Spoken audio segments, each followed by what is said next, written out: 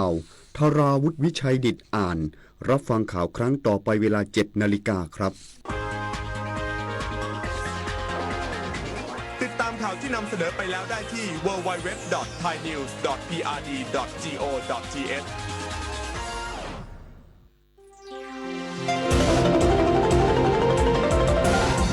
วิทยุแห่งประเทศไทยให้ความรู้กู้ความสุข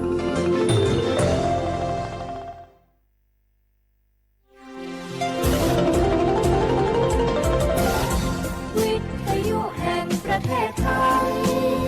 ให้ความรู้กู้ความสุข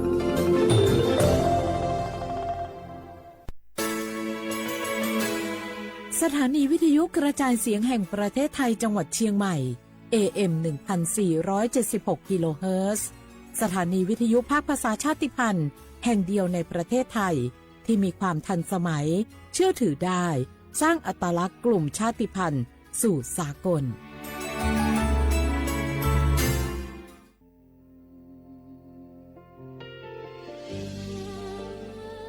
พระเสด็จสู่แดนสวง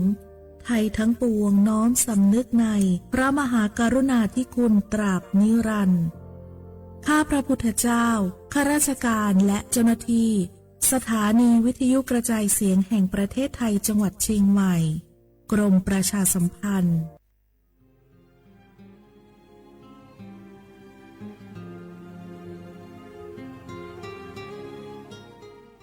This is a moment of profound grief for the Kingdom of Thailand. We, the collective voices of Radio Thailand Chiang Mai, join the Thai nation in mourning the passing of our beloved Queen Martha, Her Majesty Queen Sirikit. Her life was a testament to the unwavering service, grace, and deep love for the Thai people. Our humble condolences and thoughts are with His Majesty the King, the royal family, and all the Thai people during this deeply sorrowful time. We will remember her forever.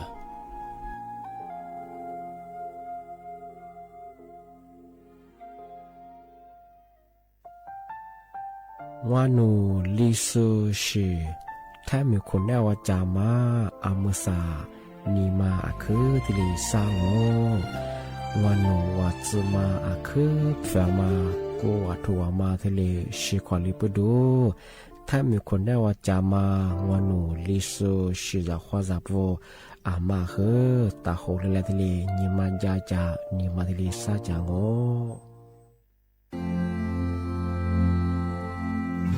รากฐานสังคมไทยตั้งแต่อดีตจนถึงปัจจุบันเคารพเทิดทูนสถาบันพระมหากษัตริย์เป็นศูนย์รวมจิตใจที่เหนียวแน่นของคนไทยในเวลาที่เกิดวิกฤตทางการเมืองพระบารมีของพระเจ้าอยู่หัวก็ทำให้เกิดความสงบและช่วงที่เกิดวิกฤตเศรษฐกิจปรัชญาเศรษฐกิจพอเพียงของพระเจ้าอยู่หัวรัชกาลที่ 9พระราชทานให้กับคนไทยก็ทำให้ผู้ที่น้อมนำมาปฏิบัติมีภูมิคุ้มกันและไม่เกิดความเสียหาย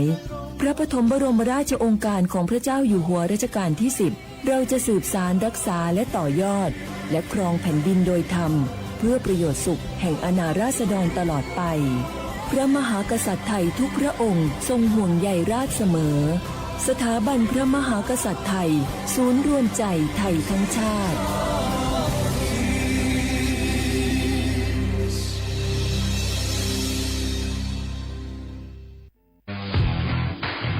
รัฐบาลไทยประกาศสงครามสแกมเมอร์รัฐบาลจึงได้ประกาศสงครามกับสแกมเมอร์ในฐานะที่สแกมเมอร์เป็นวาระแห่งชาติและในวันนี้ผมก็ได้ใช้โอกาสนี้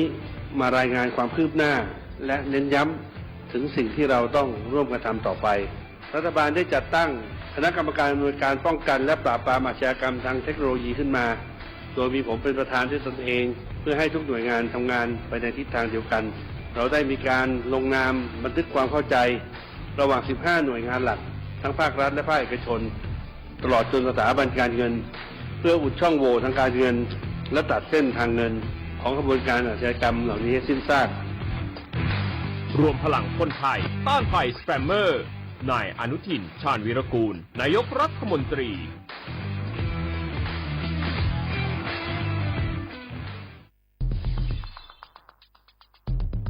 แค่ 3 ปีความเสียหายจากอาชญากรรมไซเบอร์ของคนไทยพุ่งทะลุถึง 94,000 ล้านบาทหรือเฉลี่ยปีละ 30,000 ล้านบาททุก1ชั่วโมงเราเสียเงินกว่า 3.4 ล้านบาทให้กับมิจฉาชีพออนไลน์โจรไม่เห็นใจคนอาชีพไหนอายุเท่าไหร่สถานะทางการเงินแบบใดหมอพ่อค้านักธุรกิจนักเรียนแม่บ้านข้าราชการเกษียณทุกคนตกเป็นเหยื่อได้เสมอและวันหนึ่งอาจเป็นคุณหรือคนที่คุณรักเพราะจุดอ่อนร่วมของเหยื่อคือความเร่งรีบขาดสติหรือแม้แต่บางครั้งก็เกิดความโลภจนเกินไปอย่าปล่อยให้การกดคลิกเดียวลิงก์เดียวทำให้โจรยิ้มกว้างวันนี้ถึงเวลาแล้วที่คนไทยทุกคนจะต้องร่วมมือกันสร้างภูมิคุ้มกันอาชญากรรมไซเบอร์ช่วยกันหยุดก่อนที่ภัยไซเบอร์จะทำให้คนที่คุณรักและตัวคุณเองกลายเป็นเหยื่อ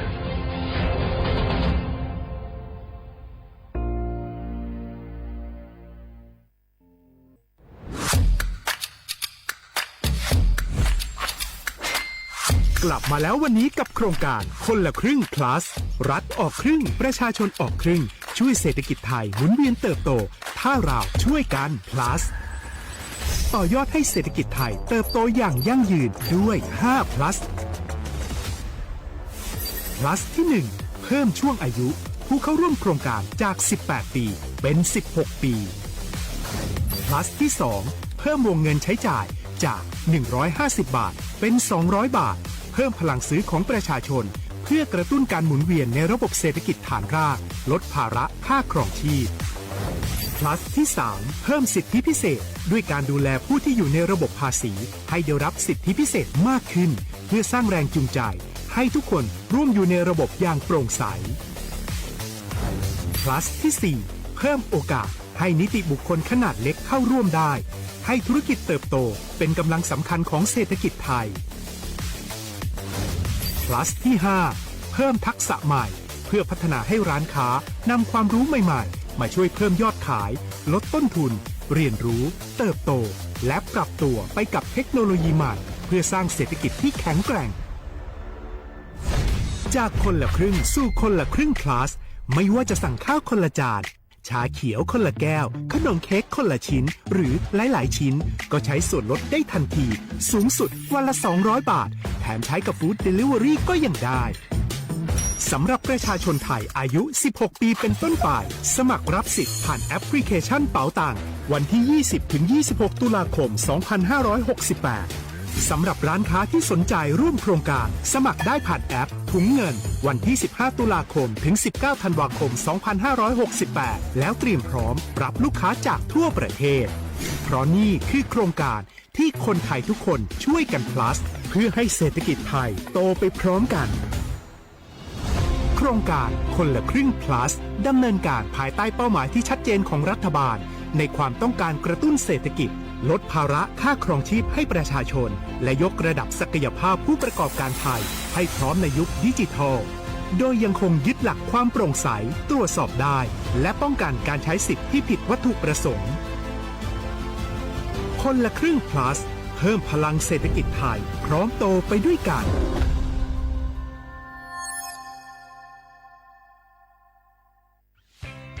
เส้นทางสายหมอกที่สวยที่สุดในเมืองแพร่กำลังรอทุกคนไปวิ่งด้วยกันครับทุกก้าวของคุณคือพลังของลมหายใจชวนเพื่อนชวนครอบครัวมาวิ่งฝ่าสายหมอกเพื่อโรงพยาบาลแพร่ในวันอาทิตย์ที่ 7 ธันวาคม 2568 บริเวณลานกิจกรรมหลังวัดพระธาตุช่อแฮมาร่วมกันส่งต่อพลังแห่งความดีเพราะทุกก้าวของคุณช่วยต่อชีวิตให้กับผู้ป่วยในโรงพยาบาลแพร่สมัครได้เลยวันนี้แล้วไปวิ่งด้วยกันในวันอาทิตย์ที่ 7 ธันวาคม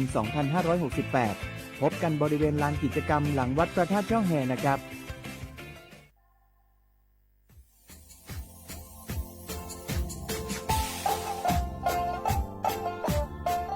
น่าถึงมาปีมาซื้อจีนชมังโงมัญญาคณะรัฐมนตรีไงมีมติย่างกว่าอยู่หัวมองเมื่อเหื่อยกุลาซื้อหาหนีซื้อกูยังไงยิ่งคงยิ่งตัวย่าโฉดซื้อฉีกว่าย่าไปรับมองเมื่อเหื่อแก้ไขปัญหาไงสถานะที่ยังเหื่อสัญชาติไงเอาถ้าหมดเนี่ยว่าจะส่วนไง อธิบายยากกฎหมายถือว่าเบรามองบ่เคยไงมาตราที่17ไงแห่งพระราชบัญญัติคนเข้าเมืองไงพศงไม่อยากให้ญี่ปุ่นอยากให้หนีตัวญาหนีซึหนีกวางไงเทวถ้ามีคนเนี่ยว่าจุลาโซอาทิเนี่ยคือมือซาจางโบัญญัติอาทิเนี่ยว่ามีทะเบียนประวัติเธอถูกต้องอยู่ไงอธิบายว่าสารว่ายื่นขอสถานะไงคนต่างด้าวเข้าเมืองโดยชอบด้วยกฎหมายที่ดียินหน้าบุรุษงาที่ทยากฎหมายถือว่าบรรมประเพณีมาตราที่7ทวีไงแห่งพระราชบัญญัติไงสัญชาติยึดขวงงบไปเฮอพศยังไง2508ไงเอาถ้ามีคนได้ว่าเฮอตาสุงโงไม่ยังไงที่ยังเฮออาบามันก็จะเฮออามาไงเอาว่าอยู่ในทะเบียนประวัติบุคคลไงอธิบายว่าไม่มีสถานะทางทะเบียนมาจุบะเขาสามารถยื่นขอสัญชาติไทยที่กรุงเทพมหานครยื่นที่สำนักบริหารการทะเบียนกรมการปกครองอธิบายเราส่วนต่างจังหวัดจะสุบะกว่ายื่นต่อในอำเภอตานภูมิลำเนาปีขวานวแล้วก็จะบอกว่าอำเภอยี่ที่ยื่นชองยื่นเวลางูมันยากว่าเวลาใช้การยาขนาดถี่เนี่ยข้อนี้นวันยังสิงอธิบายนี่มีกับพวกข้อนี้คือน่าเหียโชฮา你自古ยังไงยุคคน你这我像所知กูกว่าเสือทีนี้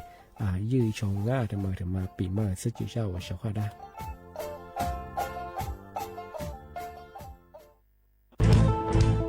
เชียร์ว่าบุกอามาสนใจลงโฆษณาทาสถานีวิทยุกระจายเสียงแห่งประเทศไทยจังหวัดเชียงใหม่เอาสถานีวิทยุกันบัญญัติยี่เสียคือเสืออาทิเยยี่สัญญาณก็คือหุยย่าคือยิบเป้งเที่ยวพื้นที่จังหวัดเชียงใหม่ยังอาทิปัญญามาสนใจลงโฆษณาช่องบัญญาติดต่อ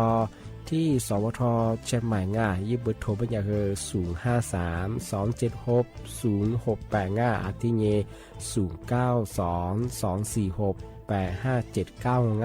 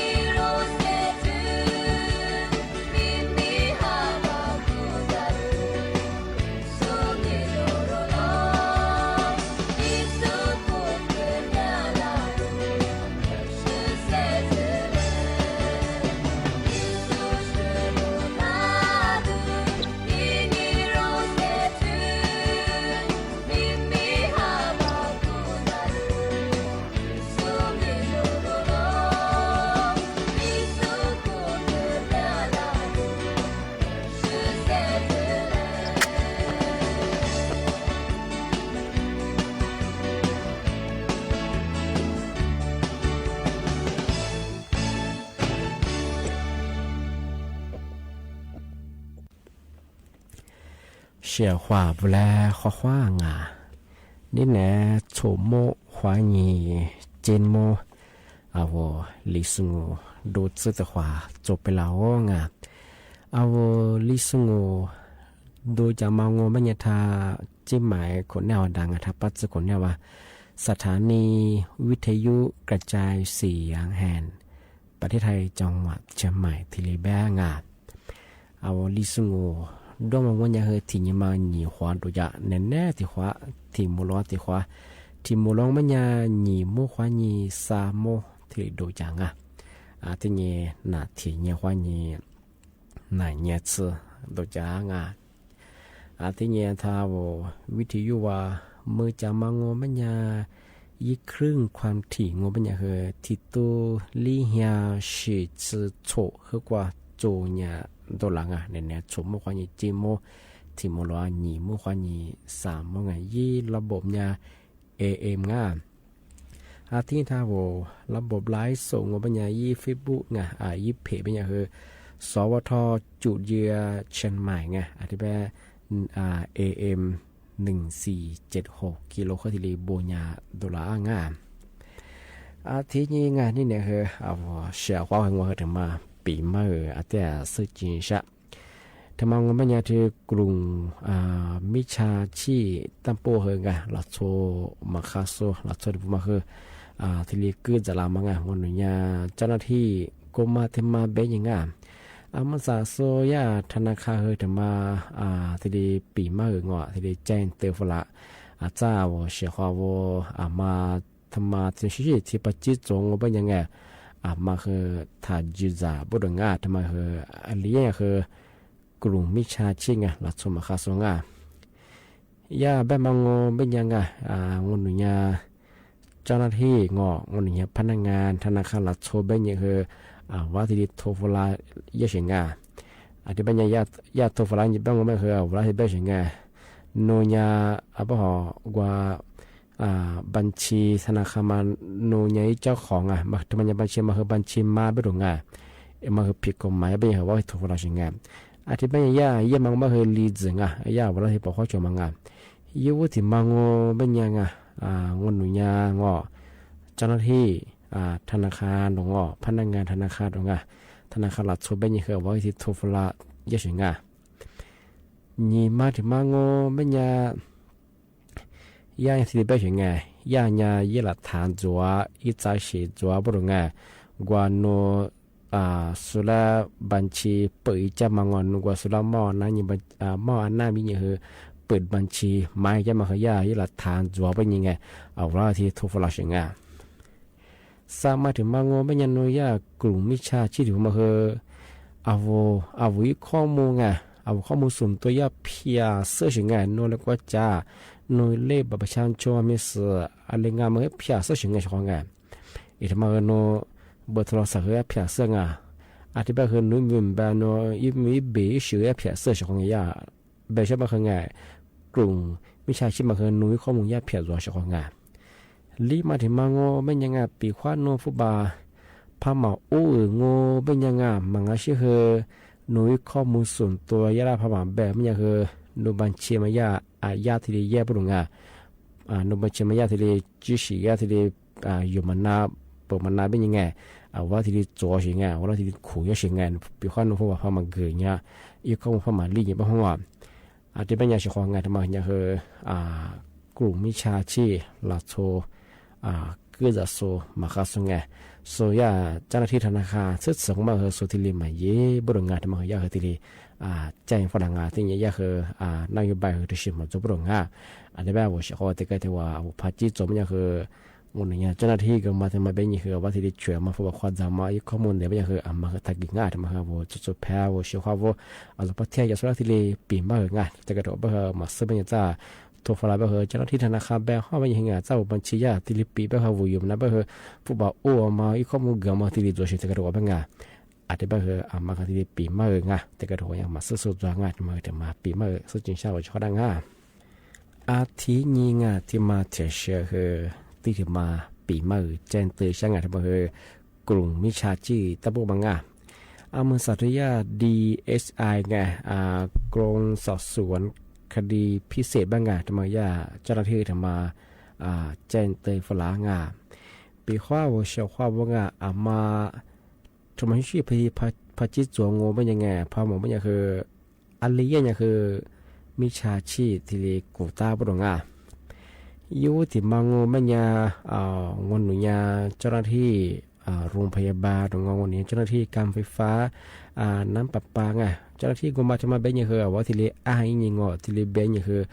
ยึดข้อมูลเดี๋ยวมาฟุตบอลควาจามากุลีจะที่เรียกมาที่เรียกเป็นหลงนี่มาถึงมังโง่เป็นยังงนนี้เจ้าหน้าที่DSI ที่กรมสอบสวนคดีพิเศษมาเป็นยังคือมุสาโนญาคดีถึงมาจัวกว่าคดียาเสพติดหรือว่าที่เกี่ยวข้องยาเป็นยังไงอธิบายคือมุสาโนบัญชีงโนอาญาที่ลียอยู่มานายมังที่ลียเป็นตรงอาทิโนทรัพย์สินโนชิจคือยาที่ลีสัญญาเป็นยังไงว่าที่ทุกเราเชื่อของงานสามารถถึงมังโง่บัญญานั่นบันคาดยาสิงไงนั่นก็ยินลายว่าทุกเราอาจจะเป็นอย่างคือเอาไปขว้าชิวของมังโง่มาหาเบอร์อาทิอย่างคือโนถาวรใส่งานเบอร์นั่นดีบังคายิงไงอันนี้ที่ลีเป็นยังไงที่เป็นสิงไงลีมาถึงมังโง่เป็นยังไงนั่นยาลีคือผู้บอกมีโอฝรั่งพอมาโอฝรั่งเป็นยังไงนั่นละชัวงนั่นละชีอรงนั่นแหละกุลียะที่ลีเป็นยังไงว่าที่ขู่ยังมาว่าที่จัวมไม่ใช่ที่เป็นยังไงที่เป็นยังปีข้าวนุที่พจิตจงเป็นยังไงทำไมคืออาลียะเนี่ยคือกลุ่มมิชาชีไงสุยาเจ้าหน้าที่DSI ไงที่กรมสอบสวนคดีพิเศษไม่คือสุธิลีหมายเยที่ยะคือนโยบายคือที่ชิมาโจบุรงทำไมยะคือแจ้งเตือนฝรั่งที่เป็นยังชงมาคือมีวางสายไงถ้าเฉยบ้างว่ามีสีเนี่ยคือเบอร์บล็อกบุรงที่เนี่ยคือโทรแจ้งไงคือ1441ว่าที่ได้โทรแจ้งชาวโง่เบอร์ไงชงมาคือญาติเจ้าหน้าที่ไงกรมสอบสวนคดีพิเศษไง DSI มาทำมาที่ได้แจ้งเตือนฝรั่งอะไรก็คือว่าสุดแพ้ว่าชาวที่ได้ปีมางมาสับเบอร์กลุ่มมิชาชีพก็คือมีอย่างงอนเนี่ยเจ้าหน้าที่ก็มาทำมาแบ่งยีรงว่าผู้บักก็จะมาคือเนี่ยคือสุดที่จะได้ปีข้อที่ชีพที่จะไปคือมาคือปกติเชื่อมีนิชีมาเนี่ยเราสมัครข้าศึกมาที่แบ่งเนี่ยเมื่อสานั่นแหละคือมากกว่าตัวขวาเงินนั่นอาจจะมากกว่านักเนี่ยจะปกติตัวขวาชุดละขวาวิธีข้อถ้าวิธียุคนั้นจะส่งที่ทางไร้ส่วนที่ส่วนพละสุดก็คือข้อขวาง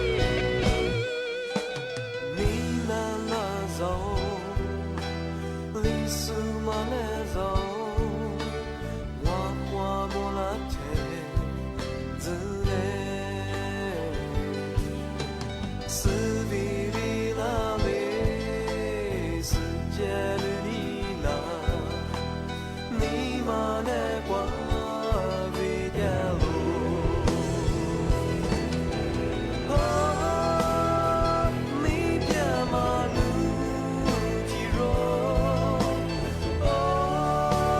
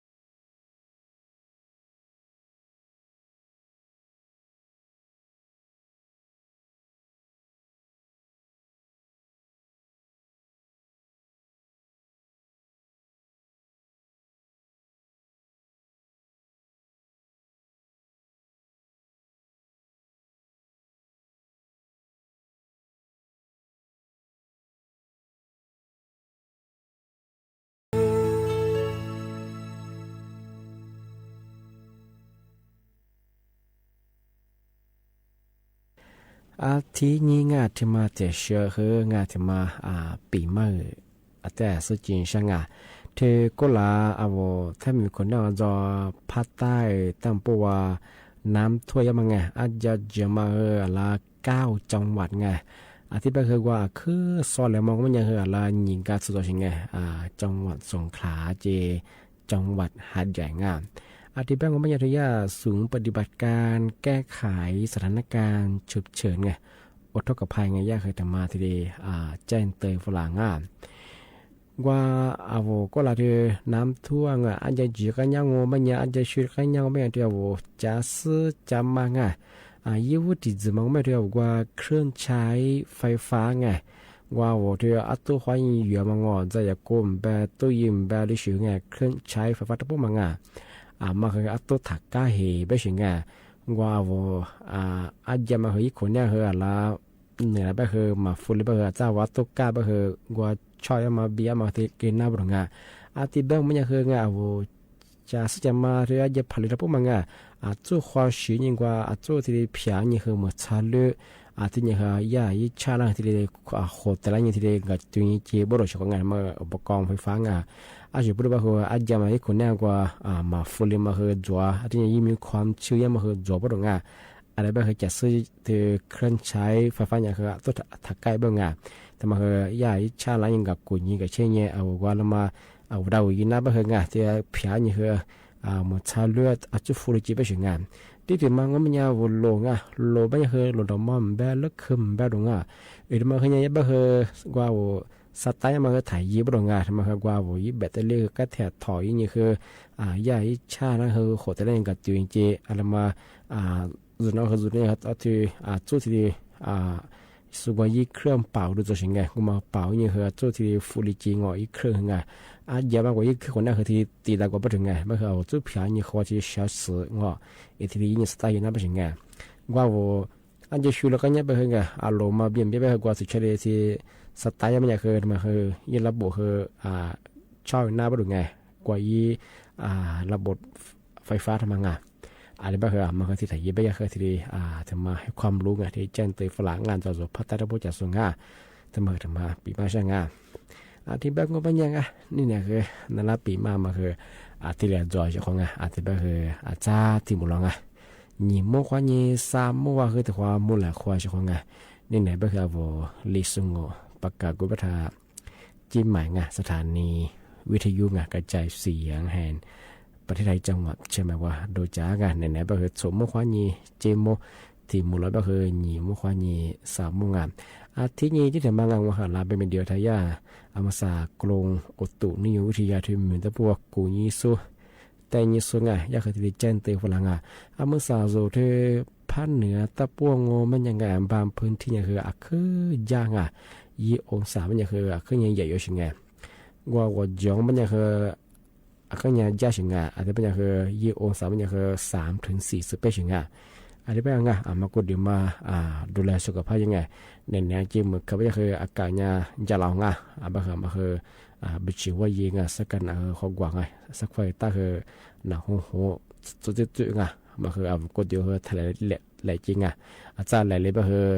ยิ่งไข้เครียดมาคือหนาหัวที่ถึงมาคือมาใส่บ้านนู้นเธอใครว่าใหญ่คือไงเนื้อสุขก็มีอะไรช่วงไงเสือคือแม้ว่านักฟุ่มบ้าทุกงเจ้ามาเลยเป็นน้ำมันไง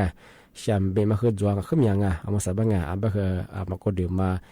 กว่าชื่อดูแลสุขภาพยิ่งช่วงอยากจะแบบคือน้ำมาคือจวงแต่ก็แบบคือว่าจะมาคือหมกโคแบบไงแพ้มาคือจวงอีกมาคือมีแบบคือมาก็ดื่มมาดูแลสุขภาพยังไงพี่ข้าวว่าคือปัญหาไม่ใช่คือเน็ตนี่แม่จะมาคือแบบคือทัชชูระไงมีคุยยี่คือกูยิงกับตัวยิงมาผ่ามาจากยี่ทีดียิงเปิดสายเจ้าข้าชายเจ้าของที่แบบคือไงนี่เนี่ยคณะปีบ้านมันคือที่เรียนจงเอาไว้เฉพาะท่า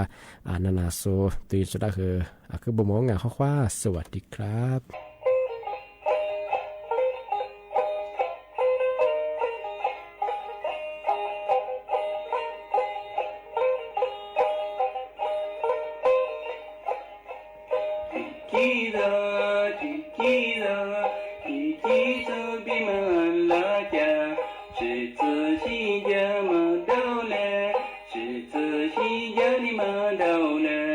อีก